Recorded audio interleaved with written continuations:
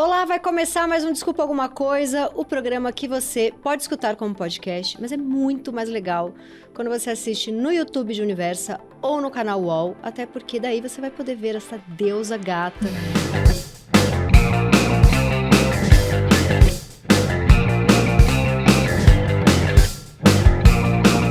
Que é jornalista, apresentadora, entrevistadora, geradora de conteúdo, gosta de se pendurar de ponta cabeça, toma café com Pedro Pascal, dança com Bruno Mars. Ela é Mari Palma. Eu amei essa abertura, sério, eu vou colocar na minha bio do Instagram. Muito melhor do que a que tá lá.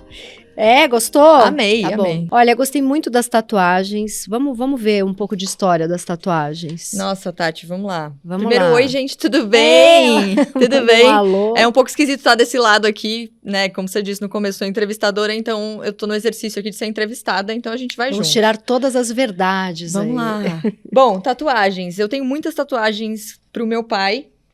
A gente vai falar muito do seu pai, que eu já sou apaixonada pela história. A data de nascimento dele, da minha mãe, que eu fiz. Aí tem um jornalzinho aqui de Good Good News. News. Algumas eu Difícil. fiz só porque sim. Sim. Tem uma do circo aqui, né? Você falou que eu gosto de me pendurar, então tem uma Você lira. faz aquelas fitas, né? É, tecido. Tecido, gente. Eu sou realmente uma pessoa que pesquisa muito. Chama tecido de aquelas fitas. Ah, tem gente que chama de cortina, enfim. Chame como quiser, mas A minha filha ama. Eu basicamente- coloquei uma no... É que a da minha filha é um tecido, só que ele também é uma balança. Você já viu esse? É o tecido gota que eles falam. Isso! Isso. E, nossa, ela faz 1000 coisas. Sério? É muito legal. Venceu as telas. Então, É um orgulho que eu tenho de ter dado esse presente pra ela. é muito divertido. Bota ela depois numa aula de circo pra você ver. Que vai embora, né? Ela Nossa. faz uma aula de teatro que tem dentro da aula de teatro tem alguns exercícios de circo com tecido. Isso é muito legal. Então ela volta e me mostra, mas vamos continuar. Aprende aí, a cair e tal. Mas é uma lira, né? As pessoas chamam de bambolê também. Mas é uma lira. Aí tem a tatuagem pro meu pai, que é um trecho de Strawberry Fields, que é a música dos Beatles. Living is easy with eyes closed. Que viver é fácil com os olhos fechados, porque meu pai era cego. E aí eu fiz essa daqui pra ele. Deixa eu ver o que mais. Tem o John Lennon aqui. Eu sou muito fã de Beatles. Muito bom. Enfim, quando meu pai morreu, eu escrevi essa To Be Continued também. Pra lembrar que a vida continua. Live Forever pra ele. O radinho de pilha Gente, que ele... muito amor pelo pai. Muito amor. Muito amor, Muito, né? assim, sei lá, 70% das minhas tatuagens são pra ele. E tem uma história muito bonita que você narrava jogo de futebol pra ele. Seu pai, ele ficou cego. O que aconteceu? Meu pai, ele tinha uma doença chamada retinose pigmentar, que é uma doença na retina, que pode ou não se desenvolver. Então, em alguns casos, ela simplesmente para, e em outros casos, ela evolui muito. Ele descobriu quando ele tinha 18 anos, e aí o médico falou pra ele, você pode perder a visão amanhã, ou você pode perder a visão nunca. E é uma angústia muito grande, né? Eu conversava muito com ele sobre isso. E é uma doença que faz essa visão aqui, essa visão lateral meio que desaparecer. Então, ela vai fazendo isso aqui. E ele foi sentindo isso aos poucos? Ele começou a jogar futebol, percebeu que ele não conseguia ver a bola aqui, adolescente e tal. E aí foi investigar e descobriu.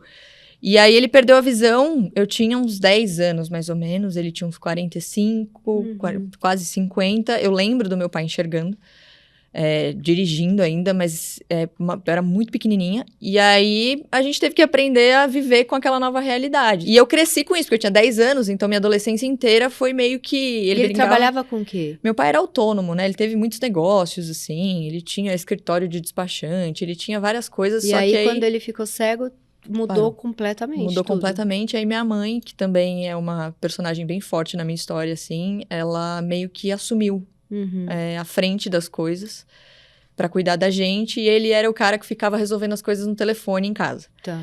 Então, mas... Aí ele dizia que quando eu era adolescente eu era os olhos dele, porque eu era muito apegada a ele, eu fiquei muito apegada a ele.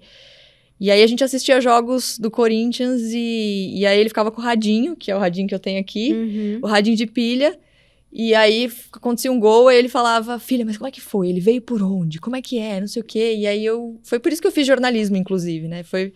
Não fui pro caminho do jornalismo esportivo, mas foi por isso que eu fui pra comunicação, porque eu, sei lá, foi tão natural pra mim, sabe?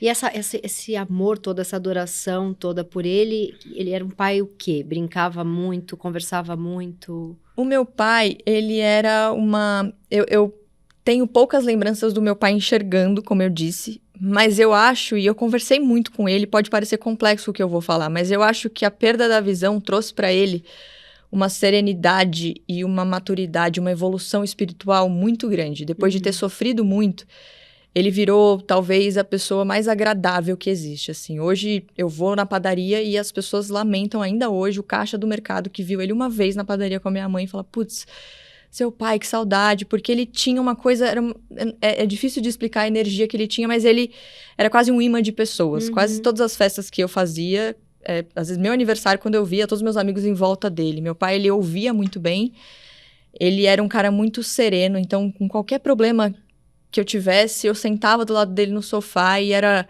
gostoso, assim, porque ele colocava...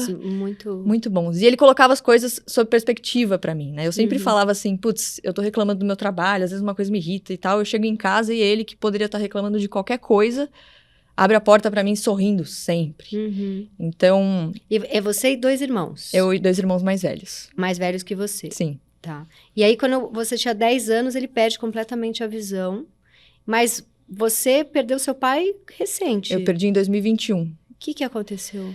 Meu pai, ele teve câncer de rim em 2015, fez uma cirurgia e ficou tudo bem, e aí ele fazia acompanhamento todo ano. Sim. Na pandemia ele não fez. Porque ele era um paciente, meu pai tinha diabetes, pressão alta e tal, então eu fiquei completamente obcecada de você não vai sair na rua de maneira nenhuma. E, enfim, aí no final de 2020, ele falou pra mim que tava com uma dor na barriga, e aí eu fui levar ele pro hospital, falei, pai, vamos lá ver o que é. E aí a gente chegou no hospital, eu imaginei que fosse, sei lá, uma apendicite, qualquer coisa.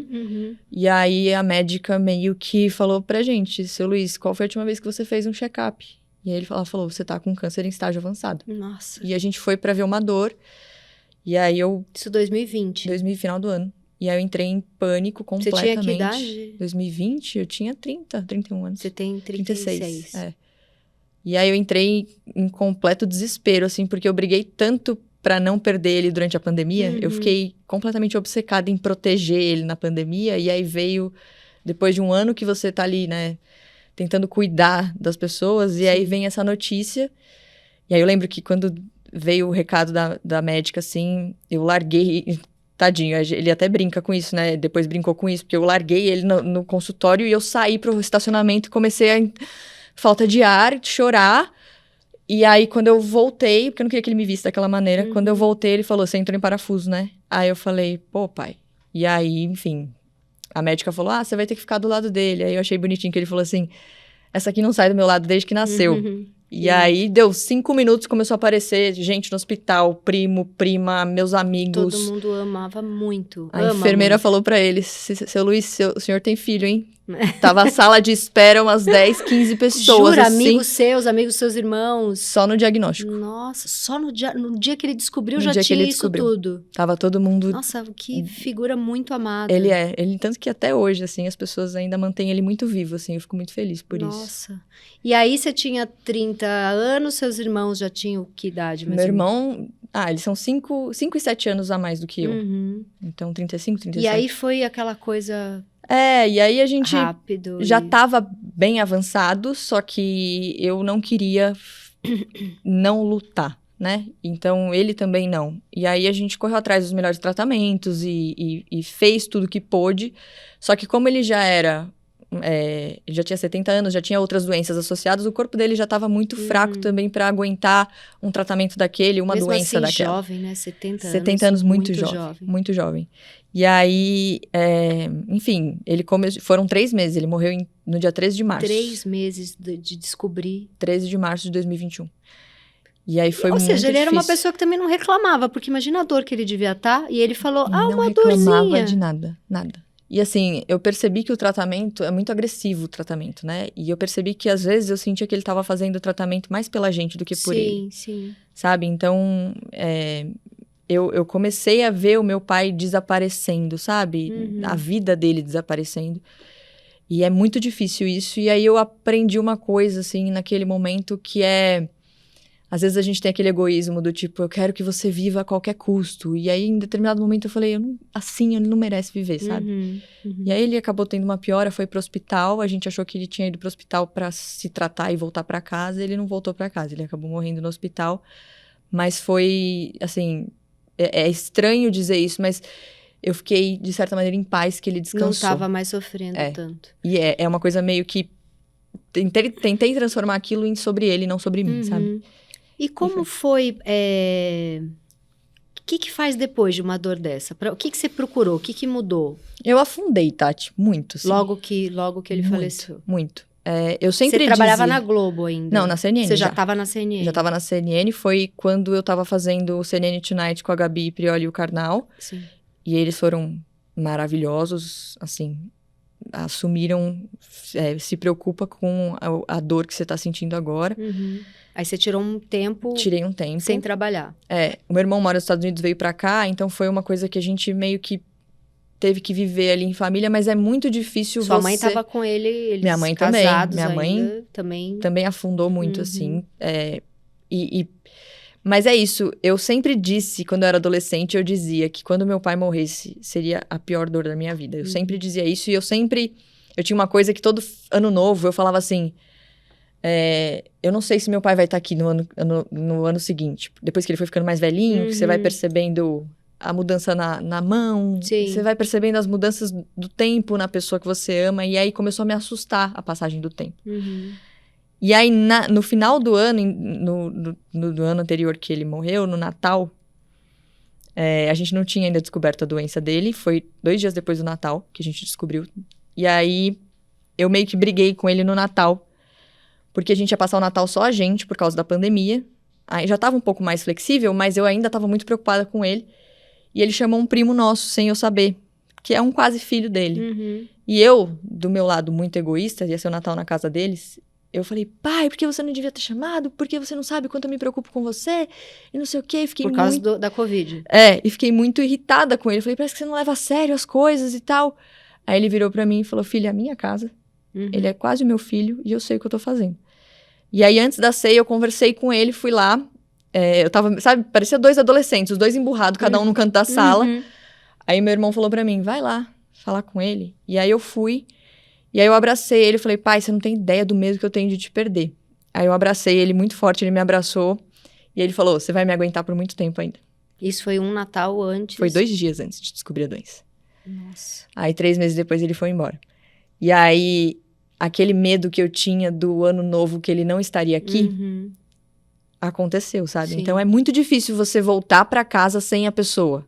Você olhar o sofá que ele tava e ele não tá mais lá. Você ter a ligação dele, é muito difícil. Você guardar as coisas dele. Ele te ligava muito. Muito. Porque como ele não enxergava, a ligação era o único meio de contato que ele tinha. Não mandava mensagem, né? Sim. E eu voltava do trabalho, às vezes 1 hora de trânsito, eu e ele no celular aqui todo dia, conversando sobre qualquer coisa. Era próximo nesse grau? Todos os dias. Todos os dias. A gente falava todos os dias. Eu passava lá pra tomar café com ele, eu era assim, muito próxima mesmo, meu melhor amigo. E os seus irmãos não tinham tão também, forte? Também. Ele era muito paizão, sabe? Sua mãe tinha ciúme dessa conexão? Às vezes ela tinha. Ela falava pra mim assim, que o meu sobrenome, eu uso Mari Palma, né? Só que eu tenho Faria, que é o dela. Aí ela ficava brincando, pô, você não escolheu Faria e tal, não sei o quê. Mas ela também era assim com ele. Então é o que eu falo, ele fazia isso com as pessoas, sabe? Ele tinha esse magnetismo. Leão. Eu não entendo nada, mas, enfim, de signo, mas ele era leão. Leão tem aquela coisa, entra todo mundo, nossa. É isso, chegou... eu tenho um leão nas costas por causa dele também.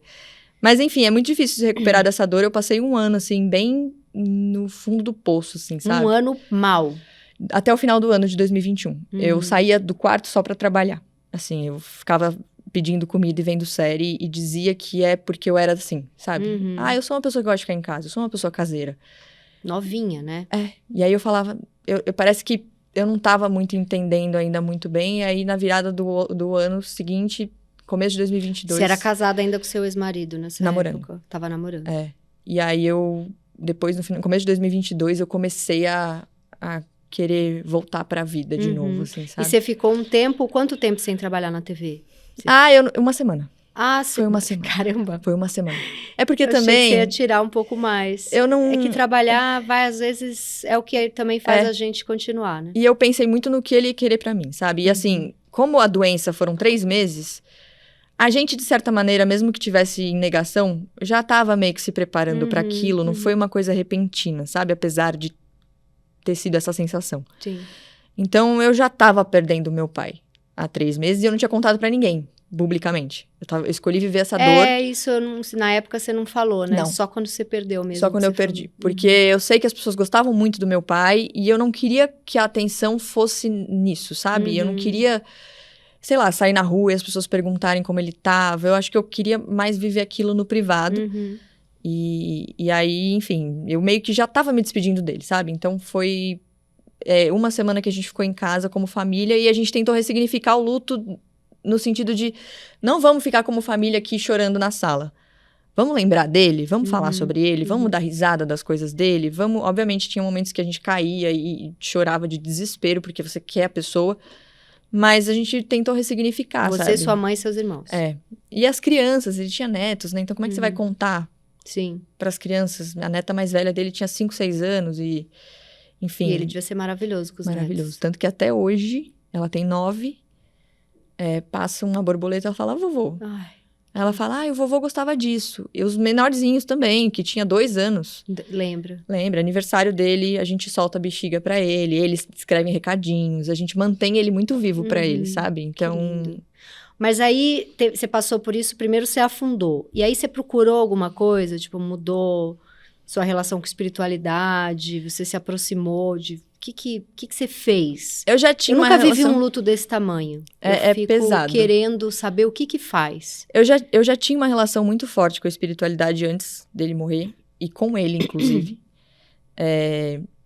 E eu já sabia que ele era um ser de luz. E eu sempre tentei entender a morte não como um fim, sabe? Eu acredito realmente que tem mais coisa. Que tem mais coisa e que meu pai, ele se mantém presente de várias maneiras. Hoje, por exemplo, qualquer lugar que eu entro, pode ser o mercado, pode ser o bar da esquina que tá tocando forró. Do nada, a playlist muda pra uma música dos Beatles. Que coisa linda. Impressionante. É impressionante. E assim, às vezes parece que eu tô falando, sei lá, coisa da minha cabeça, mas amigos meus comigo falam, Mari, você tá ouvindo? É na mesma hora, assim. É muito maluco. Muito maluco. Então, eu realmente tentei, antes mesmo do meu pai ficar doente, quando eu comecei a entrar em contato com a espiritualidade junto com ele, eu já me preparava para o momento que eu não teria mais ele. Eu acho que eu me preparei para isso antes. É claro que nada é perto do que... Ele tinha alguma religião? Eu sou espírita, né? E o meu pai, eu comecei a levar... A gente fazia evangelho no lar e tal, e ele... muito aberto a tudo, começou a ir comigo. E aí a gente conversava sobre isso, sobre, sei lá, o que pode ter depois. E era uma coisa meio nossa, sabe? Tipo, o que vem depois? Eu tenho certeza que tem mais coisas. Eu também. Sinto. Eu quando era criança, eu via umas coisas, eu tenho certeza. E eu acho que, assim, mesmo que existam pessoas que não acreditem, que sejam mais objetivas, do tipo, é o fim, eu acho que quando a gente tá tentando passar por um momento de dor, se é algo que alivia a gente, deixa a gente acreditar. Pelo amor de Deus, sabe? Sim. Eu preciso acreditar Claro. que a música dos Beatles é um recado do meu pai, se eu quiser viver nessa vida com um pouco de alívio dentro de mim, sabe? Sim. Então, eu fui muito me educando pra isso, sabe? Mesmo sabendo que eu queria que demorasse muito, queria que meu pai conhecesse meus filhos, eu queria muitas coisas, mas eu fui me preparando psicologicamente pra isso, sabe? E aí... Em 2022, eu meio que me olhei no espelho, eu não me reconhecia, assim, eu ganhei muito peso, parei de me cuidar. E não só pela estética. Você estava com depressão, você acha? Ou era... Eu acho que sim. Junto com a... Eu acho que sim. Mas eu não procurei ajuda, assim, sabe? E aí, depois eu comecei a me tratar. E comecei a, intencionalmente, tentar sair do automático. Então, eu entrei no circo. Eu já tinha feito circo outros anos, mas eu não era algo que eu fazia, eu abandonava, fazia 2 meses, fui sair e tal, não sei o quê.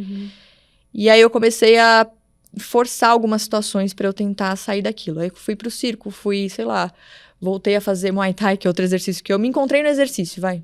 E aí eu não me dei tempo. Mas você já era, sempre foi, né? Desse jeito, dos últimos 4 anos pra cá, nunca fui assim. Eu sempre era aquela pessoa que matriculava na academia, ia 2 vezes na semana, às vezes sumia, voltava, então eu sempre era essa coisa.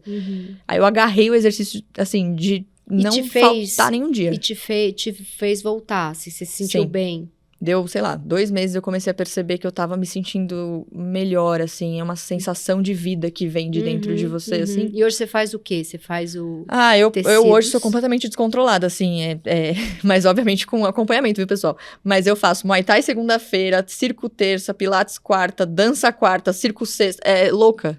Eu não consigo... E você faz isso tudo onde? É perto da sua casa? Perto de Você casa. consegue Perto ir de casa. pertinho? E aí, por exemplo, eu não fazia dança, mas eu senti que minha mãe também estava precisando dar uma saída. Eu matriculei eu e ela numa aula de dança. Então, hoje, por exemplo, de manhã, fui eu e minha mãe. Ah, muito bom. E as amigas da dança, que são Muito todas da idade bom. dela, Muito sabe? bom, E aí muito eu bom. vou pra ter Você esse mora momento com perto ela. da sua mãe? Muito perto. Vocês moram em que bairro? A gente mora na Zona Sul, perto do aeroporto de Congonhas. E aí ela mora lá perto também. E aí toda segunda-feira, mãe, 10 da manhã, temos esse nosso encontro. bom. E aí a gente vai pra tentar também tirar ela de dentro de casa, sabe? Hoje ela tá muito melhor, mas foi um momento muito difícil pra gente. Então, hoje eu sou uma pessoa que eu não largo o exercício. De manhã, pra mim, assim, eu preciso fazer. E o livro? Aí você tem um livro sobre seu pai. Você já escreveu? Eu tô escrevendo. Tá escrevendo. Tô terminando, Antes dele morrer, eu já tinha falado pra ele que eu queria escrever um livro sobre ele.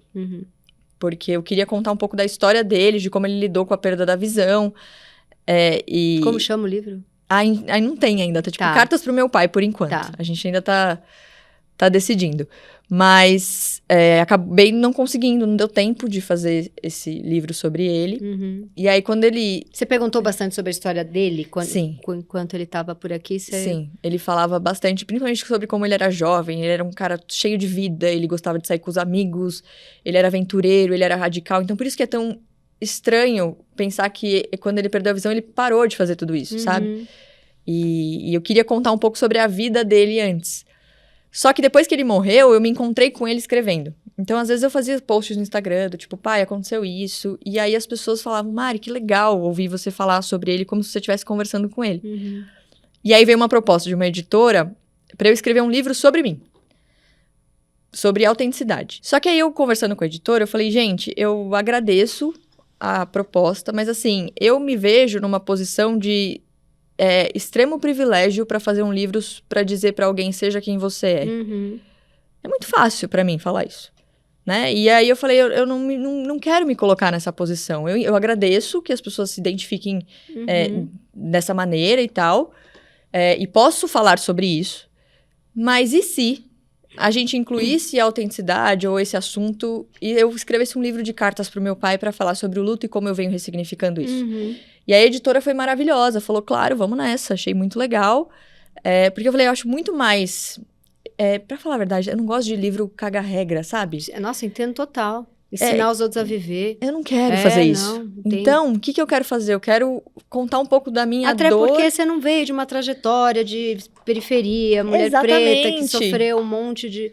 Né? Quem sou eu? Eu entendo. Quem sou eu pra virar pra pessoas de várias origens e de vários lugares e falar, é muito simples, seja quem você é. Eu não sou essa pessoa. Nossa, muito... Eu achei que seria muita hipocrisia da minha parte. E aí eu falei, eu acho que eu quero fazer um livro mais de dentro de mim, assim, sabe? Um livro de algo que é mais forte dentro de mim e que eu consiga transmitir um pouco da sabedoria de quem me ensinou as coisas. Sendo total humilde aqui no sentido de, cara, tudo que eu sei hoje foi meu pai e minha mãe que me ensinaram e que me moldaram. Então, eu quero conversar com ele. E aí eu tô escrevendo cartas e eu tô falando com ele nesse livro, E você sente um processo de cura, assim? Muito grande. Muito. Às vezes eu me pego com o olho cheio de lágrimas, assim, sabe? Escrevendo. Porque ele tá ali junto, né? E é difícil, porque eu provavelmente poderia ter lançado esse livro antes. Porque ele morreu, vai fazer 5 anos agora em março. Março do ano que vem. Só que não é tão simples. Vou sentar hoje e escrever. Porque às vezes machuca muito, sabe? Então às vezes eu preciso parar e falar, putz, agora não vai. E aí eu tô respeitando esse momento e, enfim, tô no processo final. E a sua família toda é espírita? Ele era espírita também? A gente veio de uma criação católica. O espiritismo apareceu um pouco mais tarde pra mim, assim, mas foi onde eu mais me identifiquei. E aí a minha família mais próxima, assim, né? Minha mãe, meu pai e tal, eles vieram de uma criação católica, mas muito abertos a me ouvir também. E a gente meio que conversar sobre essas coisas do espiritismo, de entender a morte não como um fim, né? Legal. Então foi uma coisa mais recente, mas a minha família de criação católica. Conta um pouco sobre a sua trajetória profissional. Você Você começa na Globo, você entra na Globo novíssima. Eu entrei na Globo em 2008, eu tinha 19 anos. Era um estágio, você Estágio. estava na faculdade de jornalismo. Segundo ano da faculdade, eu fiz o processo seletivo escondido dos meus pais, porque a gente estava meio ferrado de grana na época, eu estudava com bolsa na faculdade. Você fez Casper? Fiz Casper, e minha mãe, que na época era quem trazia o dinheiro para casa, eu percebi o quanto ela estava sofrendo, e aí ela falou assim, ela se achava na obrigação de ela prover as coisas. Você não veio de uma família com grana? Zero. A gente era uma família que, sei lá, às vezes cortava a luz porque a minha mãe não tinha dinheiro pra pagar, sabe? Mas então, todos os filhos, eles conseguiram... Sim. A minha mãe batia na porta da faculdade, pedia bolsa. Ela realmente foi muito... Você estudou em escola particular? Escola particular com bolsa. Entendi. Escola do bairro, assim, sabe? Minha mãe, todos os três, assim. E a gente é muito grato até hoje. Meu pai conversava com os donos da escola depois de muitos anos, então... Ela batalhou muito, os dois batalharam muito por isso, sabe? E aí eu percebia como tava difícil, porque eu tinha bolsa parcial na faculdade. Então eu percebi que ainda tava difícil pra ela pagar aquela metade, sei lá, nem lembro. Vou trabalhar. Aí eu falei, eu não quero que ela passe por isso, né? E aí eu fiz o processo seletivo escondido, porque ela falou, eu não quero que você trabalhe, eu quero que você estude. Falei, mãe, mas eu preciso, né? E aí eu só cheguei pros dois e falei, semana que vem eu começo a trabalhar na Globo. Aí eles quase morreram, falaram, como assim? E aí eu comecei, e aí eu tinha 19 anos, comecei na equipe de chats da Globo, 1000 anos atrás, e lá eu fiquei 12 anos. 12 anos, foi crescendo. E teve algum período que você precisou morar no Rio? Não. Sempre jornalismo aqui. Sempre jornalismo aqui. Eu fui pra Olimpíada no Rio, fiquei um mês lá, mas nunca morar lá. E era muito perto da minha casa, né? Então era legal porque acabou virando uma casa pra mim lá. Eu fiz grandes amigos e eu podia almoçar em casa com os meus pais. Muito então bom. Era muito bom. Eu fui de estagiária. E você já sabia que você queria esse jornalismo mais de entretenimento? Ou você teve um momento que você falou, não, acho que eu quero factual? Você foi... Não, eu entrei na faculdade porque eu queria fazer jornalismo esportivo por causa do meu pai. A gente acompanhava futebol muito. E eu me via ali, porque pra mim, sei lá, eu tava falando com ele sobre o Corinthians e eu falava, cara, eu quero estar no campo, eu quero fazer isso. Só que não é muito...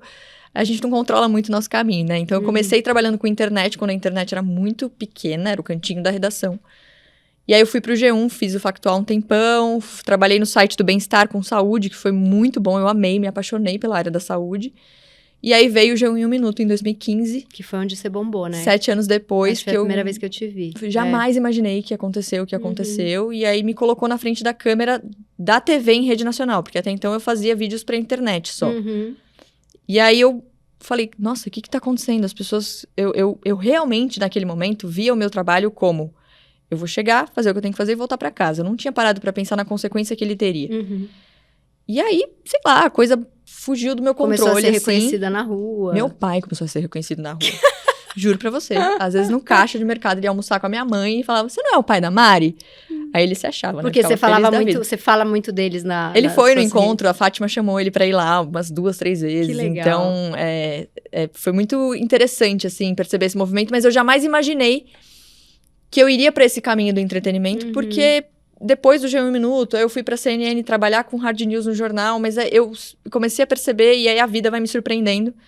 O jornalismo esportivo ficou lá pra trás. E pra sair da Globo, foi sofrido? Daí você teve o convite da CNN? Foi bastante, porque era minha casa, né? Do lado de casa, meus grandes amigos ali e tal, mas eu senti que já era hora de me desafiar um pouco mais, sabe? E o convite da CNN foi muito interessante nesse sentido de eu apresentar um jornal de 3 horas ao vivo, de segunda a sexta.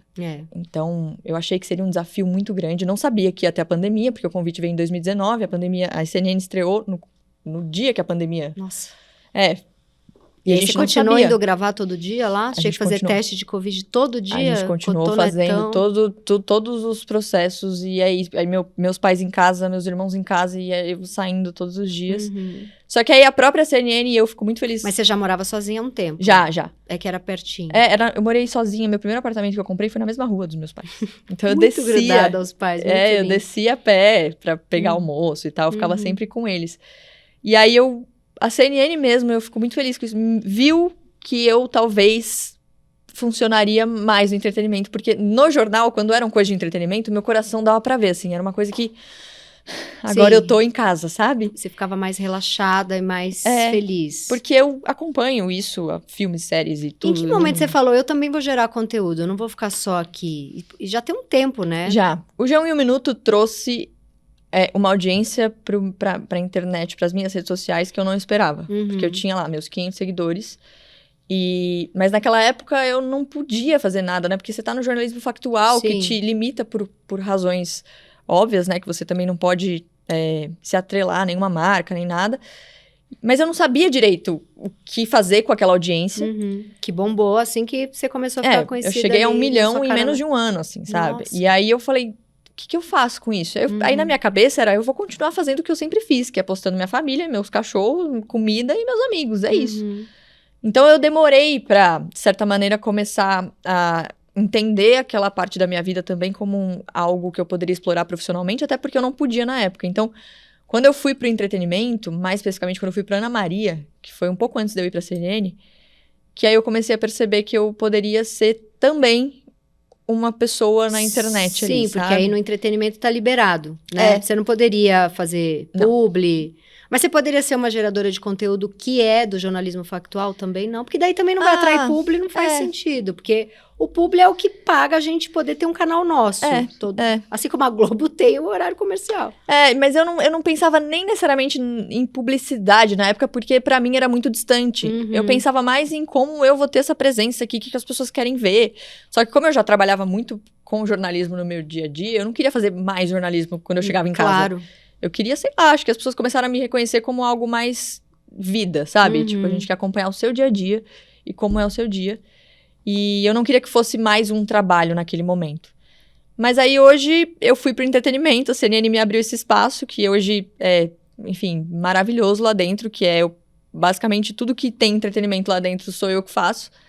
Como que é hoje a tua rotina na CNN? Você tem o seu programa de entrevista. Eu faço na Palma da Mari, que vai ao ar toda quinta, às 8 da noite, no YouTube da CNN Pop. E aí, sei lá, entrevistas com atores de fora, atores daqui, aquelas entrevistas para divulgar séries e filmes. Conheceu o Pedro Pascal? Conheci o Pedro Pascal, Bruno foi Mars. Maravilhoso, Bruno Mars. Já entrevistei Meryl Streep, Leonardo DiCaprio, Tom Holland, Chris Hemsworth. De ter morado fora ou só de ter estudado? Só de ter estudado sozinha também. Muito bom. Porque meu irmão era professor, né? E a gente não tinha grana para curso de inglês. E aí eu tinha o inglês da escola, meu irmão me ajudando com uma coisa ou outra. Quando ele dava aula, eu ficava aqui ouvindo umas coisas e vendo Friends a vida inteira. E aí é um inglês bom, mas assim, não é de quem morou fora. Sim, mas você se vira bem. Eu me viro bem, Então hoje é isso, eu tenho esse espaço de entretenimento lá que, sei lá, não só séries e filmes, comportamento. O que a gente quer falar sobre comportamento?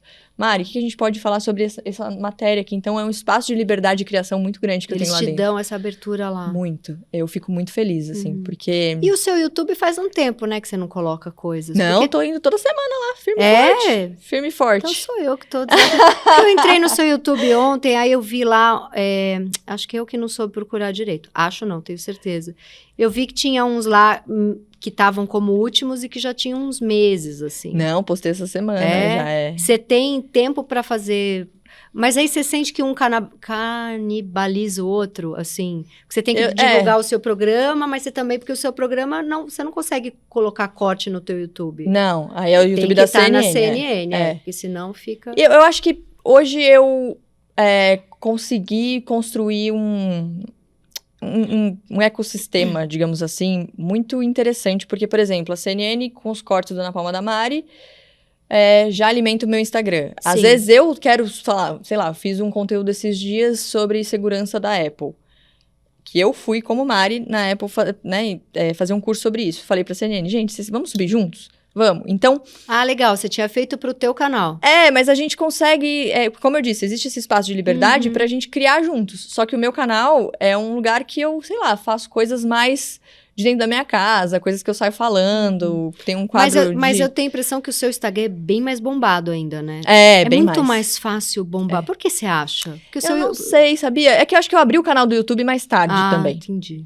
Porque o Instagram, ele tava lá para meu uso pessoal. Porque o seu YouTube tem 200 mil pessoas. 100 mil inscritos. E o seu Instagram tem 2 mil, tem 1,5 milhão. 1,5 milhão, Mas eu acho que quando alguém se interessa por alguém quando vê na televisão, do tipo, eu quero conhecer mais essa pessoa, saber mais sobre ela. A primeira coisa é Instagram. Né? E eu nem tinha canal no YouTube na época, então eu demorei um pouco pra entrar no YouTube, porque, como eu disse, eu não via a internet como o jornalista só vai trabalhar na redação, né? Sim. Demorou pra gente entender que a gente também pode... que a gente pode ter outras áreas de trabalho. Então, eu demorei pra entrar no YouTube, fiquei um tempo longe, principalmente depois que meu pai morreu, eu né, não alimentei ali, mas de uns 6 meses pra cá, eu tô ali firme e forte toda semana. TikTok você tá também? Tô. Eu tô com uma atuação bem menor, mas sim. Tem hora que você fica meio exaurida de... Porque o teu Instagram, ele tem muito esse viés, como você falou, de mostrar a sua vida. Tem hora que você não quer mostrar nada, você fala, eu não quero minha intimidade, dá um negócio assim. Tem. E aí eu simplesmente... Não mostra. Eu simplesmente fico mais quietinha. Mas você se protege muito, porque o que você mostra também é um recorte, sempre, né? Sempre. E eu ouvi uma vez um amigo meu dizer assim pra mim, eu acho interessante que o seu Instagram, ele ao mesmo tempo que a gente se sente íntimo, porque você mostra, a gente ainda sente que existe uma proteção de algumas coisas. Claro. Então, eu confesso que existe esse momento de exaustão, que você fala assim, putz, eu não quero mexer no celular. Mas existe um lado meu que eu gosto da internet. Eu gosto das redes sociais, eu gosto de acompanhar a vida das pessoas que eu admiro. Então, eu também gosto de dividir. Então, por exemplo, às vezes eu tô com os meus sobrinhos e eu vejo, sei lá, eles fazendo uma coisa que eu acho muito fofa, muito engraçada. E aí eu falo, cara, eu quero mostrar. Porque eu ali naquela comunidade que eu criei, existe um acolhimento muito grande das pessoas que estão comigo desde que eu apareci no G1 Minuto, que já são o quê? 10 anos. Então, as pessoas que me viram crescer, que me viram perder meu pai, que viram meus sobrinhos nascerem. Então, eu sinto, apesar de não conhecer as pessoas diretamente, eu sinto que existe um acolhimento muito grande dentro daquela bolha que eu construí ali, sabe? Então, é gostoso. É quase como se eu estivesse mostrando, nesse caso, por exemplo, os meus sobrinhos pros tios deles, assim, sabe? Entendi. Então, eu fico feliz de dividir. E é engraçado você falar, porque às vezes a gente vê...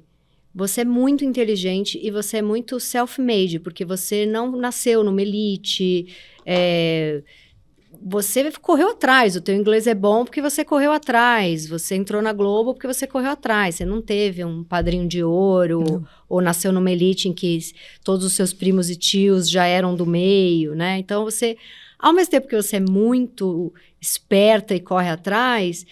Não é estratégico o que você faz. Isso é interessante, porque às vezes a gente vê gerador de conteúdo ou influencer que tudo ali é pelo algoritmo. Agora é o horário de eu mostrar meu gato. Agora é o horário de eu mostrar o meu filho sujo da papinha. Né? Isso me dá um negócio, porque eu falo... Você percebe que é um roteiro, né? Ai, me dá uma aflição, porque eu falo que prisão essa pessoa vive, sabe? E eu sinto que você é meio orgânico, assim. Eu brinco isso, eu falo com o Will, que trabalha comigo, que é meu melhor amigo e meu braço direito em tudo. Às vezes a gente olha um pro outro e fala, cara, como é que a gente veio parar aqui? Tá aqui? É, o Will que tá aqui. Em todo lugar ele está. Às vezes a gente olha um pro outro e fala, como é que a gente veio parar aqui? Claro que existem ambições, claro que você tem sonhos, claro que você quer as coisas, mas eu nunca tomei decisões na minha vida baseadas nessa ambição pura e simplesmente. Por exemplo, quando a CNN veio atrás de mim, a minha primeira coisa foi tipo, putz, eu não vou poder almoçar em casa mais. Isso que eu tô falando. É exatamente isso que eu tô falando. Você não é ingênua, você não é purinha, você sabe muito bem, fez por onde, não chegou à toa. Mas tem uma coisa legal, tem uma coisa... Menina gente boa. Ai, obrigada. Sabe, não é aquela estratégia que você fala, não compro 1 minuto do que essa pessoa tá falando. Sabe? Isso é muito legal, isso é muito legal. Fico feliz Acho de que por isso que tem esse público. E você é muito gostada nas redes, não tem hater, assim. Não tem. Sempre tem Sempre tem uns aplaudidos. Que, sei lá, comentam... Eu sofri muito com comentários sobre a minha imagem, quando eu perdi meu pai, porque de fato eu ganhei peso, só que as pessoas não entendiam. Cara, tem que ser muito escroto pra fazer isso. Então. E aí eu vi o lado ruim da internet, sabe? Mas, ao mesmo tempo, Te encheram o saco na época de política, pedindo pra você Não, porque no jornalismo lado, existe, né? Essa proteção, a gente não se posiciona, o jornalista não se posiciona nesse sentido, mas não existiu também, porque eu também nunca fui, como eu disse, até ali naquele momento... eu só era uma pessoa fazendo meu Instagram com a minha família e com os meus amigos, entendeu? Eu tinha até uma certa dificuldade no começo a me entender como uma voz importante. E aí é terapia, tá, gente? Já fiz pra me entender como alguém relevante. Porque as pessoas viram relevância em mim e eu ainda me via como uma pessoa que só ia trabalhar e voltar pra casa, sabe? Eu demorei pra entender que a minha voz seria importante, que as pessoas queriam saber o que eu pensava, que as pessoas queriam saber, sei lá, qual é o produto que eu uso na unha, qual é o tênis que eu uso, qual... Mas isso é legal, porque aí você percebe as pessoas querendo saber qual é o esmalte que você usa e você fala, eu posso usar isso aqui pra falar de literatura. Que vai mudar mais a vida, porque você tem um clube do livro, certo? Clube do filme. Clube do filme. Sim. Você devia fazer um clube do livro também. Mas é que eu sou mais do filme. Do filme.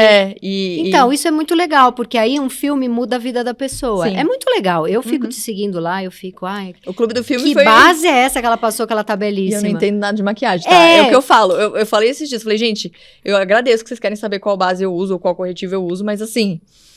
Eu vou dividir com vocês dicas de dia a dia. Mas tendo esse espaço e esse público, aproveitar isso pra falar de arte, é muito legal. O Clube do Filme foi uma coisa que me veio um dia, assim, eu vejo muitos clubes do livro, principalmente da Gabi e do Karnal, que eu admiro muito. E eu vejo a paixão que eles, principalmente falando deles, que é quem eu tenho mais próximo, né? Que eles têm por aquilo. E aí eu falei, cara, isso não existe, pelo menos nunca vi um clube do filme. É diferente mesmo. E aí eu falei, eu queria ter algum tempo da minha agenda pra conhecer mais essa comunidade que eu criei. Aí eu falei, e se o filme for só um ponto de partida pra gente conversar sobre a vida? E aí eu abri lá o meu canal de assinantes no Instagram pra isso, e aí a gente fez, sei lá, tá um mês e pouco no ar, e assim... A gente faz lives de 1h30. E tem bastante gente. Usando o filme como um ponto de partida. Do tipo, sei lá, o filme fala sobre escolhas que a gente faz na vida. Quando vai ver, tá a galera se abrindo, sabe? Do tipo, porque eu escolhi isso. E é muito legal essa troca. Porque eu também posso me abrir mais com as pessoas. Às vezes eu entro de pijama nas lives, sabe? Tipo, galera, tamo em casa. E é gostoso. Então, eu queria que o filme fosse mais do que o filme, sabe? E me surpreendeu muito esse movimento. Tá sendo bem legal. Quando você foi pra CNN, você foi junto com o seu namorado, que eu não sei se já era marido na época. Não, era namorado. Já era namorado. Quando vocês separam, como é ficar cruzando com ele no mesmo... Normal. Foi a gente tranquilo? apresentou um programa juntos depois de separar. Já separados? Já separado. E foi tranquilo pra você? Existiam dores, né? Obviamente. Não vou dizer que, né? Não, porque o último namorado que eu tive, eu me separei. Eu precisei ficar 1 ano e meio sem ver. Porque às vezes eu via na rua, eu atravessava. Porque eu falava, é muita dor, não vou lidar com isso aqui, não. Eu acho que o processo de separação foi muito maduro, sabe? E a gente entendeu aquele momento e tentou manter isso depois. Então, a gente continuou trabalhando juntos depois, um certo tempo. Até o momento que não começou a fazer mais sentido. E aí, cada um seguiu sua vida. E vocês ficaram amigos? Ou... Não. Cada a gente um hoje, lado. cada um seguiu sua vida, mas sempre com muito respeito, assim. Não existiu não posso ver, não vou passar. Estou obrigado. Não. Sim, eu sei que as pessoas queriam isso, mas... Queriam? Sempre o povo quer a fofoca, uma fofoca, né? O povo tá atrás de fofoca, mas... tristeza. Sinto decepcioná-los. Não, ela está bem, ela está ótima. E aí, conta como conheceu Osmar Campbell, esse jovem belo. Ele é belo, ele é belíssimo e maravilhoso. Eu já conhecia ele de eventos, assim, que a gente já tinha se esbarrado, mas nunca tinha parado pra conversar com ele. E aí, a gente começou, sabe, quando começa, responder uma DM, aí responder outra DM. Quando eu vi, a gente tava conversando horas e horas. E era muito fácil conversar com ele. Isso faz quanto tempo? A gente começou a conversar mesmo 2022... É recente. 2022 eu casei, 2023, final de 2023. Tá. Eu me perco com data um pouco. Eu separei também. no começo de 2023, eu comecei a conversar com ele, a gente começou a se aproximar lá mais pro final do ano. E aí, eu não conseguia parar de falar com ele. Aí eu falei, temos um problema aqui. Né? Acho que estou um pouco apaixonada. E a gente nem tinha se visto ainda. Se visto assim, já tinha se visto, mas não, né? Não tinha rolado o date ainda. Não, e aí eu falei, era muito difícil ser uma pessoa solteira e gostar de homens. Muito difícil. Tem uns exemplos bem ruins. Muito difícil, E aí e você não pode entrar num Bumble da vida, né? Não, e nem me interessava também. Não era Sim, eu não sou a pessoa do aplicativo. Inclusive, se tiver Mari no aplicativo, é mentira, viu, gente? Não é ela. E aí, a gente começou a conversar e aí, sei lá, amigo em comum, a gente se viu algumas vezes e aí aconteceu, sei lá, um beijo um dia numa amizade, assim, e a gente já era muito amigo, a gente ficou muito amigo. Ele também foi casado, então a gente tinha coisas em comum ali pra conversar. E era uma pessoa com quem eu conseguia conversar sobre qualquer coisa. Isso me encantou. E aí eu conheci a pessoa além do humorista, né? Que é um doce de pessoa, assim, muito carinhoso, muito acolhedor, muito seguro. Isso é importante demais. Sim. Tá num relacionamento com alguém seguro. Sim, porque você tá ali na TV, É. linda, um monte de seguidor. Se o cara for um ciumentão... E às vezes nem ciumento, às vezes é inseguro mesmo. Ou então meio invejoso, assim, de querer aparecer mais do que você, aí já... Não existiu isso Uhum. em nenhum momento, e nem existe hoje ainda. E ele já falou várias vezes pra mim que ele não tem nenhum problema em me ver brilhar, que é o que ele quer, inclusive. Então, a gente se conectou muito forte e muito rápido, assim, sabe? E aí, quando a gente olhou um pro outro, a gente falou, cara, a gente tá junto e a gente vai ficar junto. E aí, a gente começou a namorar. E vocês moram juntos? Não, ainda... Tá. É quase, sabe aquela coisa do tipo... dormem junto quase todo dia. O que eu descobri é que uma relação depois dos 30, 35 anos é muito diferente da relação que a gente começa com 20 anos, né? Claro, claro. É tudo mais rápido, tudo mais maduro, do tipo... E eu sinto que, assim, hoje, você sabe muito bem o que você quer. Então, a gente sentou um pro outro e falou, cara, é isso. Eu quero este caminho, eu quero isso. Pra mim, isso é importante. E ele falou, eu também. E sem, vamos, sabe, Sim, descobrir... talvez. Vou tirar um ano sei o quê. sabático, mochilar por não sei onde. E aí, quando você acha que você não vai encontrar ninguém, a vida vem e te dá um, sabe? Não quero saber de nada. Vem lá e te dá um tapa na cara e fala, meu bem, é isso aí. E aí, foi interessante porque eu recuperei a vontade e o sonho de, sei lá, às vezes é isso. A pessoa que se separa, casou, separou e tal... Será que vai de novo? E eu Nossa, mas recuperei tão isso. nova, pelo amor, vai de novo. E eu recuperei isso. Eu tô, certeza. tipo, total consciente, quero continuar, sabe? Você faz terapia? Faço. E o que é? Psicanálise? E Cognitiva? terapia, sei lá, eu não sei o nome, gente. Um psicólogo. E é bom? Você curte? Mudou muito. sua vida? Principalmente nos últimos anos, assim. Justamente em me fazer ver um pouco mais quem eu sou e o que eu consigo fazer. Eu tava num momento de muita insegurança sobre quem eu sou. Eu tava me sentindo muito apagada. E muito encolhida, sabe? Uma coisa Logo depois que seu pai morreu? E separação, muita coisa, né? Eu tava me sentindo muito escondida da vida, sabe? Me escondendo das coisas, me escondendo das oportunidades, me escondendo de decisões... Simplesmente só indo, sabe? E não tomando a minha vida na minha mão. E aí, a terapia tem me ajudado a não pedir desculpas por quem eu sou, sabe? Eu sentia muita culpa por ser quem eu sou. Mas essa culpa o que é? Por exemplo, sei lá, você tá ali na TV, mas aí você vê... Sua mãe em casa, por exemplo, que não pôde fazer tudo o que você faz? Que culpa acho que não é necessariamente em relação à minha mãe, acho que em relação a tudo, assim, sabe? Do tipo, uma culpa de, hoje eu tenho uma casa legal, eu tenho minhas coisas e eu vim de um lugar que eu jamais imaginei ter um quintal com grama e céu, sabe? Então eu sou até exageradamente grata às coisas. O tempo inteiro eu olho pra minha casa e falo, caramba, eu não acredito que essa é a minha casa.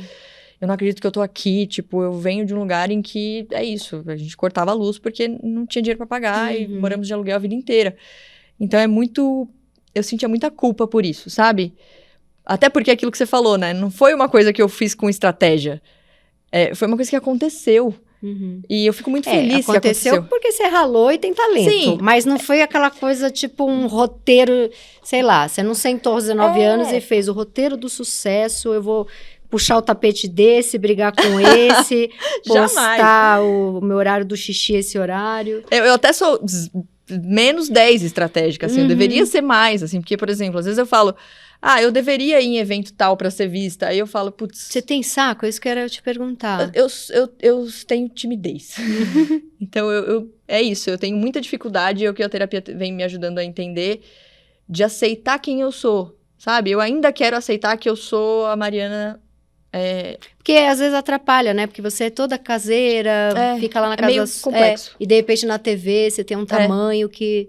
E eu preciso, às vezes, aceitar esse tamanho, sabe? Então, a terapia veio nos últimos anos, e com terapia, com um namorado seguro do meu lado, e com um ambiente, amigos que mãe. o Will, principalmente, que me faz me ver com um olhar de mais poder e gentileza, sabe? Então, quando eu tava mais pra baixo, o Will me fez fazer... A gente fez uma eu quero um Will na minha Ele vida. é perfeito. Ele é um agente, empresário, Tudo. Melhor amigo, sócio, melhor amigo. Tudo, chefe. Vamos para o momento dica. A minha dica é o espetáculo In On It, que está no Tucarena, ali na PUC, São Paulo. É uma peça do canadense Daniel McElvore. Difícil falar esse sobrenome. Os atores são Emílio de Mello e Fernando Eiras, são maravilhosos. Direção do Henrique Dias. Eu vi essa mesma peça há 10 anos na FAAP. Agora eu fui ver de novo, porque eu sou apaixonada. É uma peça sobre uma relação amorosa que acaba. É também sobre passado, sobre futuro, realidade, ficção. São 2 atores ensaiando uma peça, são 2 atores já fazendo a peça. É uma grande mistura maluca. Eu vi com o Kiki Dias fazendo um dos personagens, ele é o diretor também, e agora entrou no lugar dele o Fernando Eiras, que é quem fez há 10 anos atrás na FAP, dirigido pelo Kiki Dias. Enfim, todos os 3 incríveis e maravilhosos, e essa é a minha dica de teatro. Aí agora você dá uma dica de livro, filme, teatro, música. Eu tô aqui pensando, deixa eu pensar. Eu vou indicar um filme que tá no Clube do Filme, inclusive. E a gente vai fazer uma live sobre ele, que é No Quarto ao Lado. Muito bom. Que é o filme com a Tilda Swinton e a Julianne Moore, se eu não me engano. Sim, são elas. São elas, né? Eu queria todas aquelas roupas e aquelas cores. Tudo muito colorido, lindo, maravilhoso. Que é um filme, basicamente, que fala sobre morte, sobre luto. Elas são amigas e uma delas tem uma doença e ela sabe que ela vai morrer e ela pede pra essa amiga ir com ela pra uma casa de campo afastada. E ela quer que a amiga dela esteja no quarto ao lado, quando ela decidir acabar com a própria vida, encerrar a própria vida. É um filme que traz muitas discussões, mas que eu me identifiquei muito justamente pelo momento que eu tô.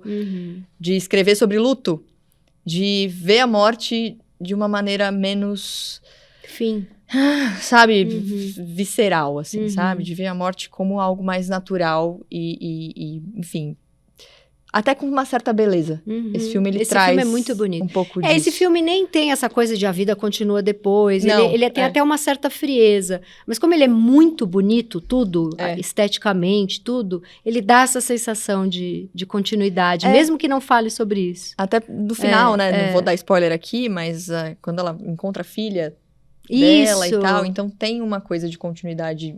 até de a vida continua em quem fica depois, né? Nos filhos. Muito bonito. E eu acho que é um filme que levanta uma discussão importante. Lembrei dele agora.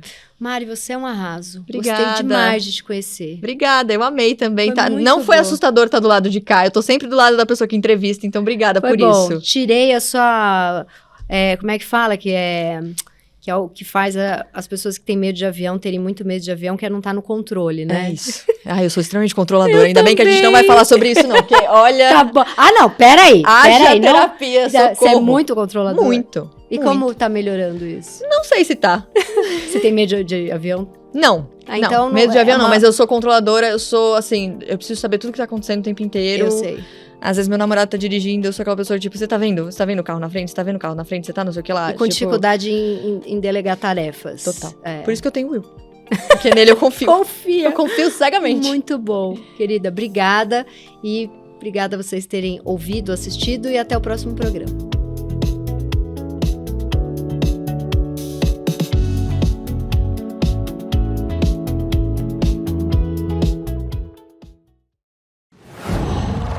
Wow.